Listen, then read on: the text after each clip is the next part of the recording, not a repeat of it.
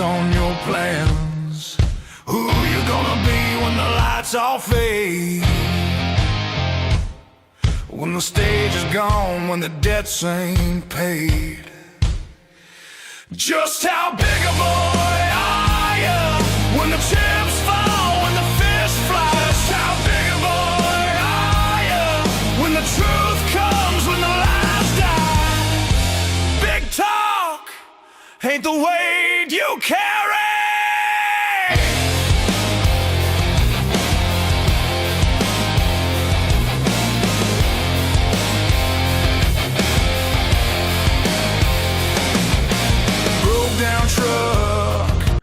All right, we're here today with the Patriots Podcast, the Southern Patriots Podcast, and Wolf Nation. And we are pleased to have with us the CEO of Pickax, Jeff Dornik, and we appreciate that very much. We were blessed to get in early on into the Pickax family, and I just wanted to start out. I was thinking today as I was leaving work and coming home about Pickax, and I was thinking of all the things I know about it, which I'm sure is small, and we've got the expert here. But one of the things that I do know is this, is when you have people that are sharing about your product, your company, whatever it is, that's a good thing. That's how I heard about Pickax, was through a friend that said, "Hey, do you know about Pickax? You need," and all they said was, "You need to go check it out today." I did. And I've done that for others and other podcasters that are now on Pickax. And that's how we heard about it, was through word of mouth from people we trust on Rumble, especially podcasters on Rumble, which makes sense. And I'm so thankful that I listened that day and said, yes, I'll just go do it, and signed up that day. And here we are today. And tomorrow is the big official kickoff. But Jeff, tell us about Pickax, what it is and how it works. And then we'll get into some things about it and what this means and all the nuts and bolts about apps and things like that. Thank you again for being with us today, and I appreciate it. No, yeah, thanks for having me on. I've been looking forward to chatting with you. It's really interesting with like us just developing, Pickaxe. I got a phenomenal development team. I've got one team that deals with the apps, one team that deals with the website and kind of the infrastructure and backend and all that kind of stuff. And they've done a phenomenal job at kind of building this out and really kind of bringing my vision to fruition, which has been kind of fun. The whole idea behind Pickaxe, it started obviously just we needed an actual free speech platform, because I saw the writing on the wall when Elon bought Twitter, converted it to X, claiming it's a free speech platform, but it turns out it's not. You go look at the terms and conditions. It literally says in big bold letters, you have freedom of speech, but not freedom of reach, which means they'll let you say technically what you want, but they don't have to let anybody actually see it, which is technically, if you're going to claim to be a free speech platform, that would be a violation of the First Amendment, because the First Amendment talks about abridging speech. If you limit your reach, you're abridging speech. That's by definition. So I saw that, and I'm like, okay, so we need an actual legitimate alternative, because when you look at a lot of the other alternatives that popped up, and I know a lot of the CEOs that started these other companies. They help promote, places like Getter and Clout Hub and Gab and all these places. But the problem is that outside of Gab, there's not really anybody that truly believes in free speech. And on top of that, they're all doing data collection. And then on top of that as well, then you start dealing with the actual infrastructure of a lot of these platforms. And, a lot of them built them on like white label, open source, platforms. They're basically copycats of the big tech platforms. And so that's going to give them certain kinds of limitations.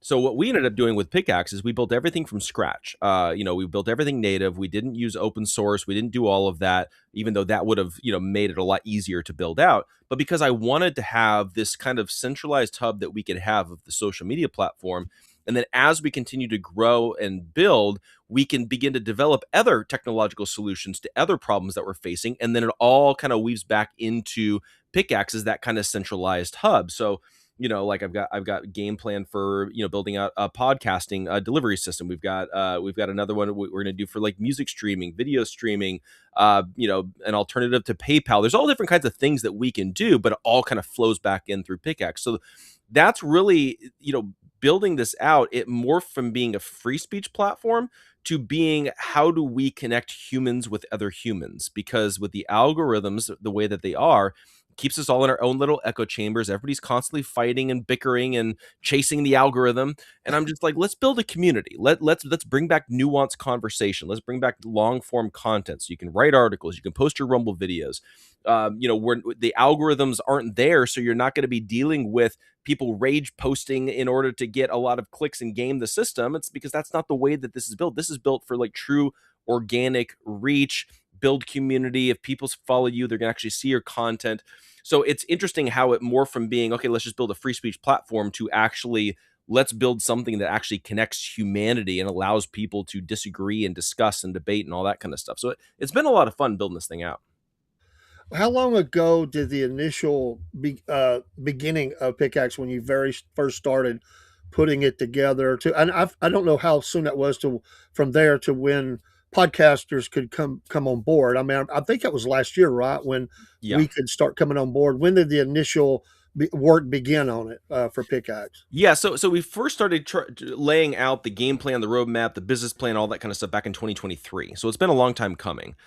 Built that out. We came out with the web version first, and that was great. We started onboarding some people and all of that, and then from there, once we got the website version done and all the infrastructure in place and all that, we began building out the apps, and then that took about another 9 months or so, and so we've been building that out, and now we're ready to launch the apps.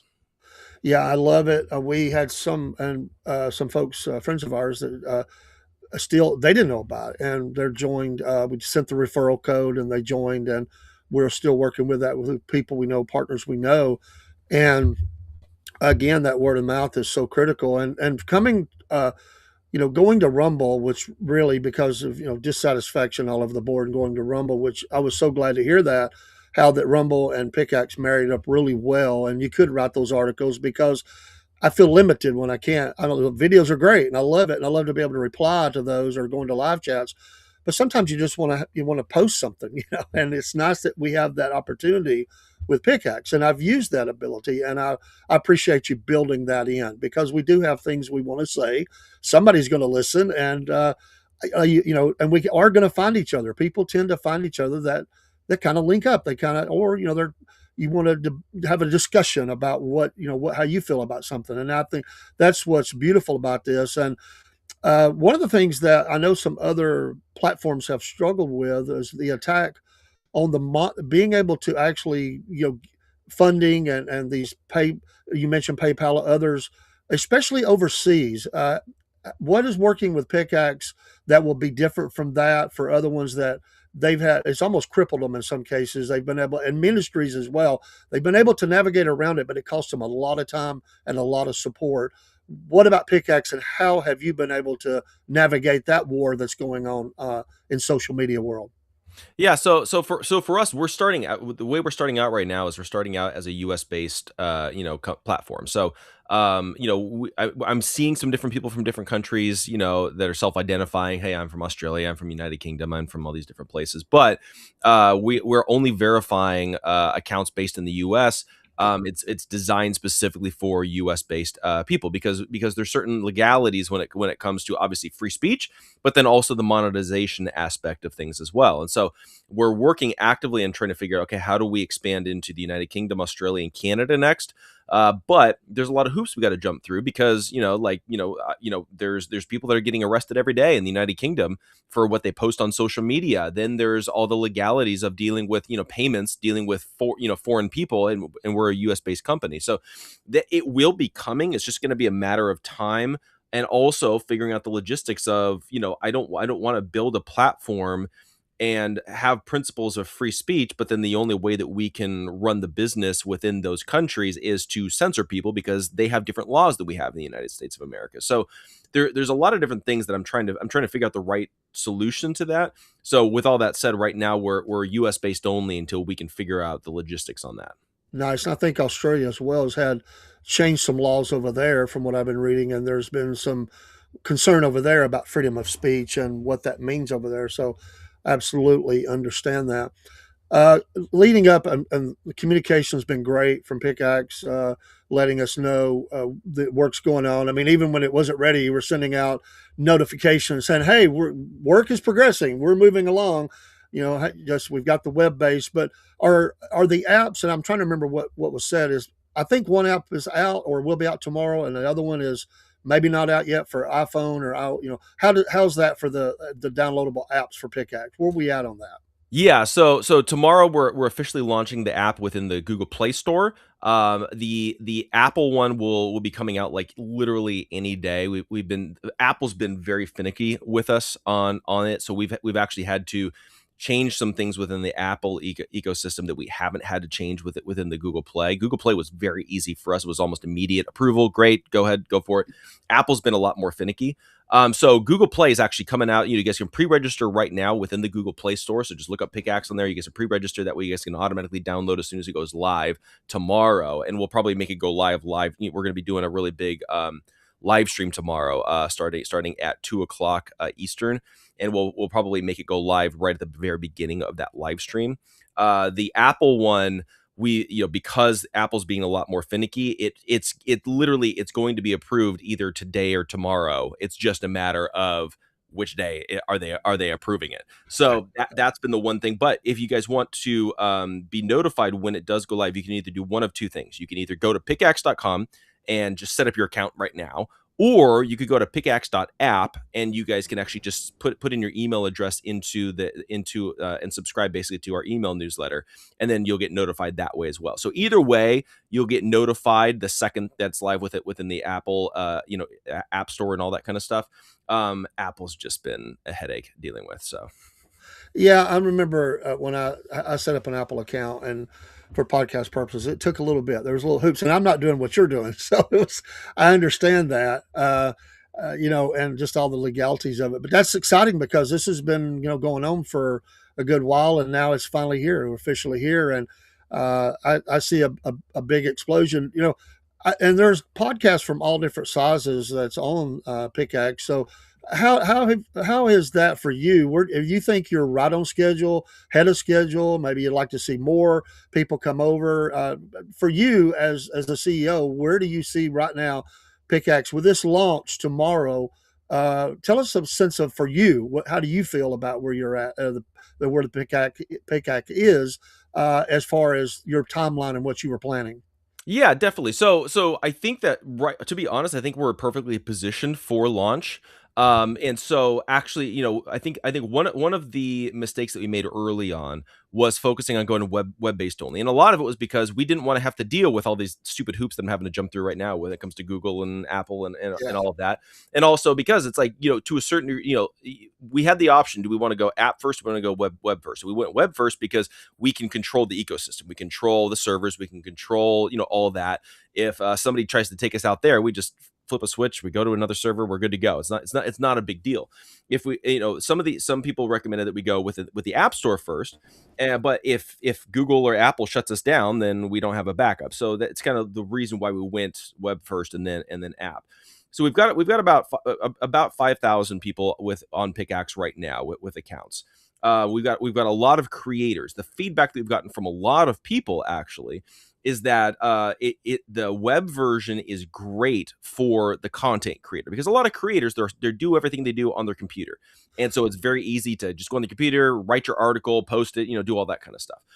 So all of the creator features specifically are going to be on the web version, not in the app. So you're not going to be able to write an article in the app. You'd gotcha. write it on your website just like you would normally type in your keyboard and all that kind of stuff. But the feedback we've gotten from a lot of people is that for the everyday user, like, they're itching to come over to Pickaxe. It's just a matter of they want the app, because that's how they go around. They don't sit around on their computer all day, unless they're a creator on social media. They're on their phone, they're on the app. And we've seen a huge explosion in engagement and the amount of active users since we rolled out the beta app, strictly because of the push notifications. That's been a game changer as well. So I think that we're perfectly positioned for launch. We're bringing on some pretty awesome people onto the platform. They're going to be sending out, like, email blasts and promoting their audience coming over. Like we've got like Dr. Pierre Corey just signed up, which is awesome. Children's Health Yeah. Defense, we're coordinating with them. Vigilant Fox, Rampage Jackson, Diamond, and like we're getting a lot of really cool people joining the platform. It's going to make it a lot of fun.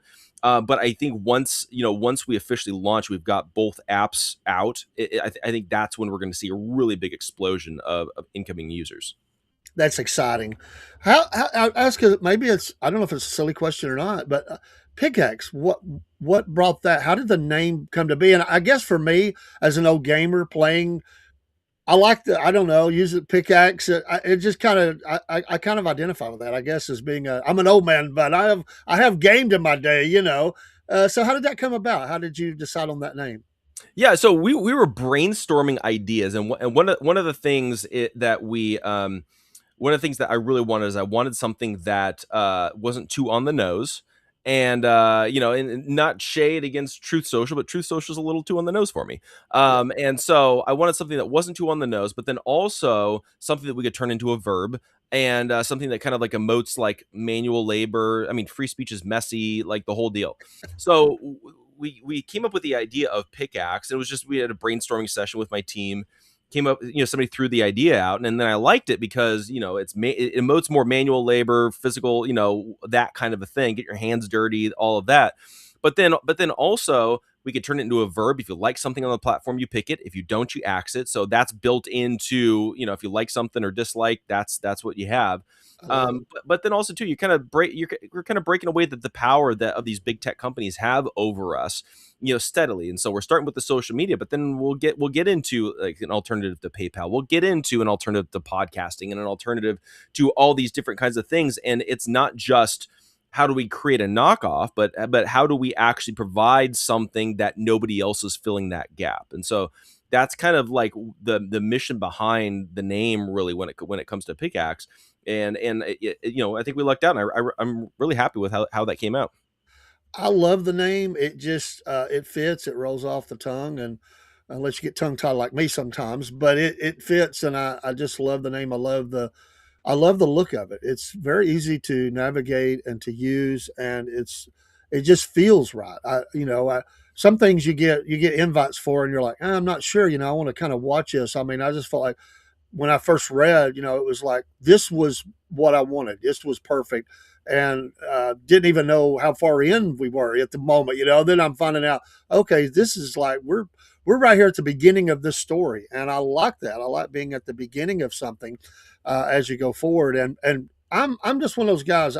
I like loyalty. I like to build and be on something. I don't like change unless a change comes, but I want to be able to have good change. But when I have a relationship with something, I want it to last. I want it to be like a glove, just a friend that's always there. And I'm not just saying this because you're here. I really believe that Pickaxe is that, and I have shared that wide and far with people. And I'm with you. I think that once this official kickoff happens, there's going to be an explosion of people coming in. So the content creators, everybody I've talked to love it. I see them out there promoting it on their streams. And I thank you for the little icons and stuff we got when we, as some of those early things. Hey, I'm a kid at heart. It's kind of neat to get a little badge or something. That's pretty cool, and I like that. And you have at times forwarded my things out or liked it, or I appreciate that. You're engaging. You're not just. I mean, here you are, and you're coming on podcasts that are all different sizes. And I say I have a lot of respect for that you are engaged to that point, because I can't even imagine how busy you are. But the fact that you're taking the time for us, that just speaks volumes for what you're doing here. And I think people are going to identify that with that really well. In saying, free speech, obviously there are people that push the envelope. I don't know why humans do that, but there are some things, and some people say it's like, we don't holler fire in a crowded movie theater. There's some things you can't allow. I mean, there are things that you could break laws. So where does that, is it just the legalities, or the thing that Pickaxe says, hey, we're not going to allow this because we don't think it's right because of laws? Or if you could, I know if you couldn't cover every scenario, and certainly not one of those, but how do you navigate that in a legal way, in a moral way, and an American way? How would you answer that?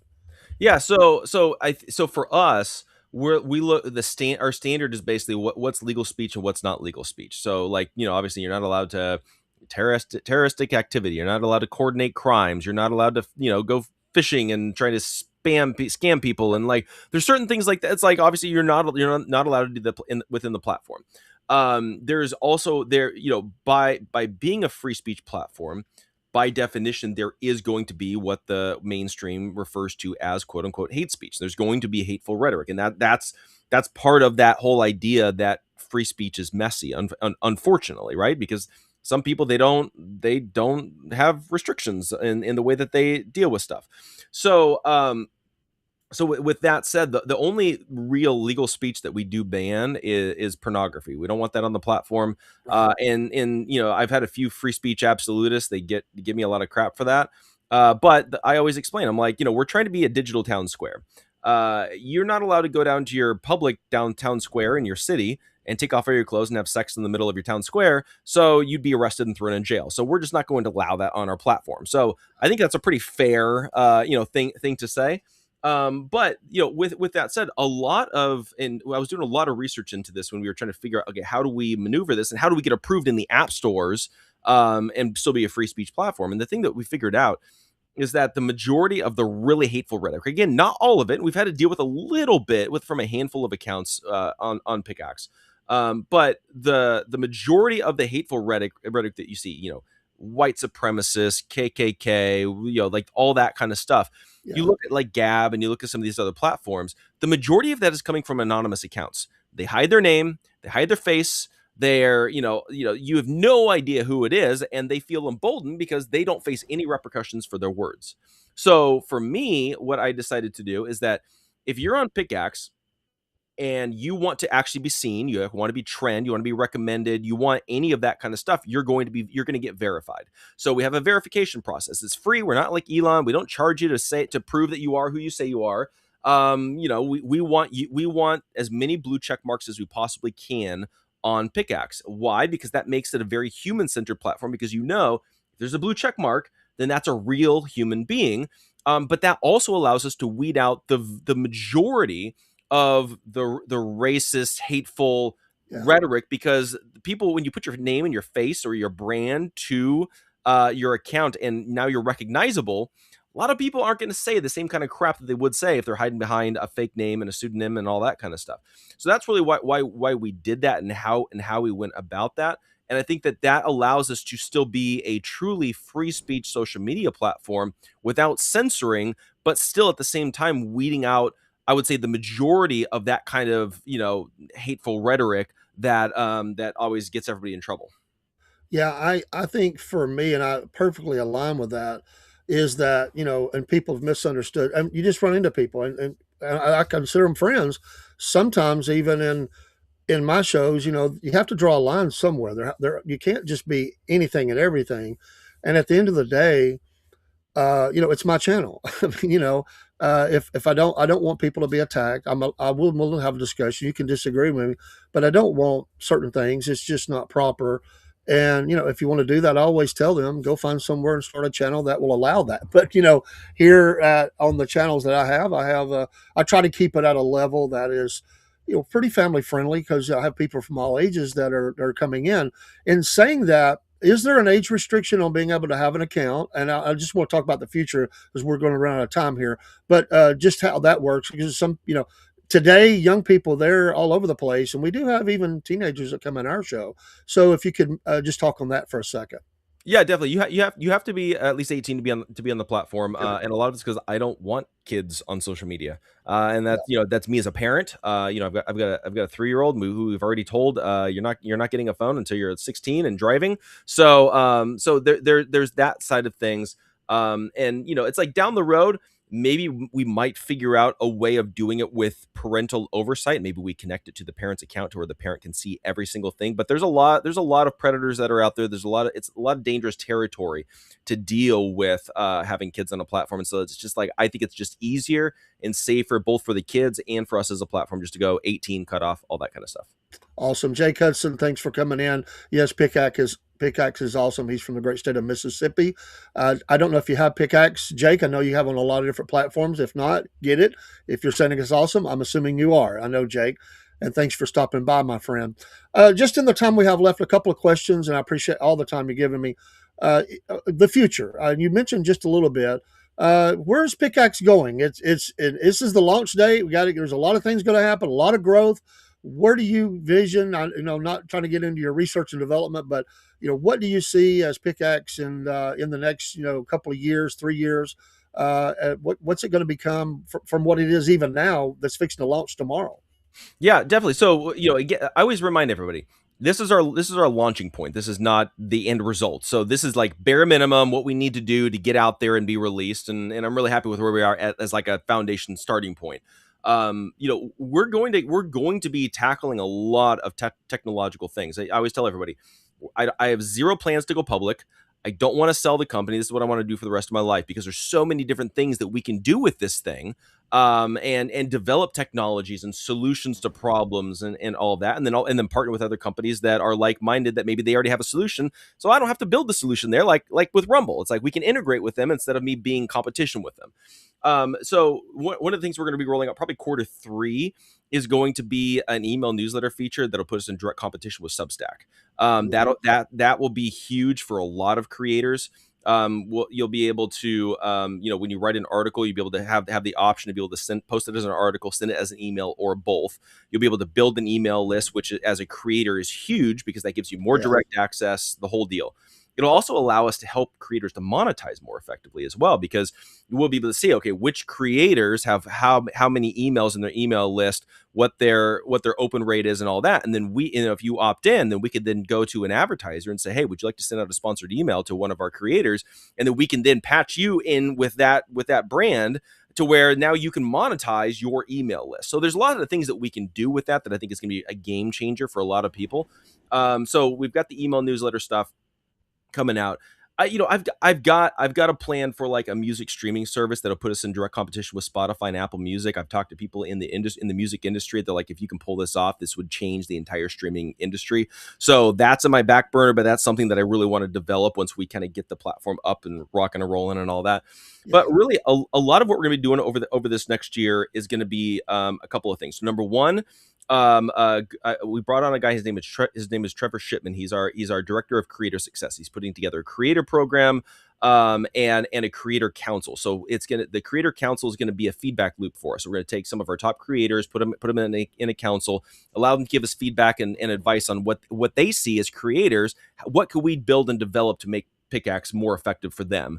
Then he's also putting together a program where we're going to be doing a lot of training. We're going to be doing a lot of teaching, or a lot of mentorship, and taking more experienced creators and helping them to mentor and teach the new up and comers to more perfect their craft, both on Pickaxe and also just in general. We're planning on doing a couple of in-person creator summits every year, to where you will be able to sit down, hands-on, face-to-face in a location. We'll probably do one East Coast, one West Coast, and let's actually teach people. Let's help them to learn how to get better at what they do, whether you're a gamer, whether you're in politics, or a journalist, or whatever it is. So there's that side of things. The other thing that we're going to do that's going to be a lot of fun is we're going to be doing a lot of in-person events. So I'm finalizing the details on we're gonna potentially be sponsoring a big giant concert down in San Diego on the beach, which is going to be a lot of fun, with a Grammy award winning band. And so we're talking about doing that. We're going to be doing some like town halls, some conferences, some summits on a wide variety of topics, some medical freedom, maybe a gamer thing, maybe politics, maybe, whatever it is. Because I want to connect people. I want people to connect, because when you're online, it's very easy to get very hateful and divisive and talk past each other. But then if you meet in person and you see somebody face to face, now whatever it is, and I don't know what it is scientifically, but you make a connection with that person, and oftentimes it lowers the rhetoric, it lowers the temperature, and who knows, maybe it'll lower the temperature in general on social media, because you'll sit there and you'll be like, do I really want to insult this guy that I know I'm going to see next week at that event? Maybe I need to kind of couch my insults right there. So that's kind of like my vision for what we're going to be doing over this next year, but then also like overall with Pickaxe, it's kind of like my mentality and how I'm looking at all this. Where is Pickax based? What area of the country are you in as far as your office or wherever? I don't even know that answer. I'd like to know. Yeah, I'm Not that stuck. I'm coming. I just would like to know. Well, what state are you in? I am stuck out here in communist California.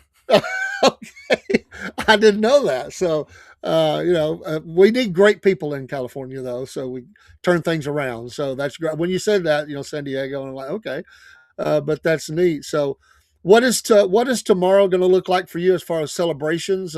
What kind of things are planned? Then we'll let you get out of here. And I thank you for the time. I just want to end on a celebratory note because it is a celebration, and we are all in. We want to be, like I said, a long term partner with Pickaxe. So, how's the celebration going tomorrow for Jeff and team and everybody that's involved? Yeah, definitely. So in the morning will be all the final touches and dealing with all the organizational stuff and craziness and all that. And then starting at, I think right now we're planning on starting at either I think 2 o'clock Eastern. We're gonna be launching a live stream on all the Pickaxe channels and social medias and all that kind of stuff. And we're gonna probably be going till about 8:30, 9 o'clock at night. Live, and we're gonna be doing 30-minute segments of panels. We're gonna be bringing on a bunch of people, and I'll give you kind of a sneak peek. So we've got like Dr. Jim Thorpe is coming on. We're gonna do like a medical freedom panel. We've got Alex Newman and Naomi Wolf are gonna be on a panel together. We're gonna do like a health and wellness and stuff with some Instagram influencers and stuff like that within that space. We've got Dr. Pierre Corey. We're going to be doing an interview. We've got Rob Manus and Matt Couch. We're going to be doing a panel with. We're going to do a pastors panel with a variety of pastors. Ann Vandersteel's coming on. We got Ted Rollins, Shannon Joy. We're going to do like a Maha panel with like RFK supporters and all that. And then we're going to end the night with like a gamers panel as well. And everybody's going to be kind of talking about like their like not only just like what they're talking about, but then also their experiences on other social media platforms, their experiences with either censorship or algorithmic manipulations. But then also too, it's going to kind of give people a chance to kind of get an idea of like, okay, who's on Pickaxe, who can I follow if I'm interested in this thing, that thing, or the other. Who do I want to follow? So to kind of give you like, kind of a good sampling of a lot of our top creators on there. So we're gonna be doing that all day, and then I'm probably going to crash right after and go to sleep. So I hear you. Let me slide one quick one in here because you mentioned that. How do we know who is on Pickaxe? Just what is it? Someone they sign up. How do they find what they're looking for, or they just want to know? What's the best way? yeah, honestly, the best thing right now is to go look at the trending tab. You can see kind of some of the top posts, what's getting the most engagement, what's getting the most interactions, and all that kind of stuff. Obviously, there's the search bar and all that. We're going to be rolling out a page after we launch that will kind of list our top creators in each of the different like industries, basically. So you'll be able to see the top people in politics, the top doctors, the top gamers and things like that. We are working on to make it a lot easier. But we do have also an explore button as well that'll give you some recommendations of people that you can follow and all of that. But honestly, like the best thing is follow the people that you know that are on Pickaxe. And then the way that we've set up the algorithms is that if somebody that you follow comments or engages with somebody else that they're following, that post will then show up in your newsfeed. So now you're getting exposed to new people without me having to inject them into your newsfeed. It's going to Nice. be a very organic thing because you're like, oh, well, so and so, they commented over here. Oh, I like that person. So it makes it easy to follow and makes it a lot more organic and that sort of thing. So that would be my best recommendation would be look at the trending tab and then look at your newsfeed and see who the people that you're following are following as well. And then if nothing else, just hop in the search tab and type in somebody's name and see if they're on there. Nice. Thank you, Jeff. Congratulations on everything. God bless you, your team. God bless America. And I wish you the best of days tomorrow because I know you've worked hard. And thank you for what you're doing because it's making our lives even funner. And again, thank you from the bottom of my heart for coming on the Southern Patriots podcast. And we'll be seeing you around. We'll try to catch you on some of the other ones. And I'll tune in as much as I can tomorrow to some of the live feeds that we're doing. And folks, share this out. Get the word out there about tomorrow. Send it to people that are not on Pickaxe. Let's really get the energy going even more. And because it's all for us. And that's what's a tremendous blessing about it. Good. Have a great day, Jeff. See, I guess you're a few hours behind me. So we're getting into late afternoon. So I guess you're won something out there. Yep. But thank you so much. And again, we hope the best for you and your family and all your team. Thank you. I appreciate it. It was a blast talking to you. All right. Take care.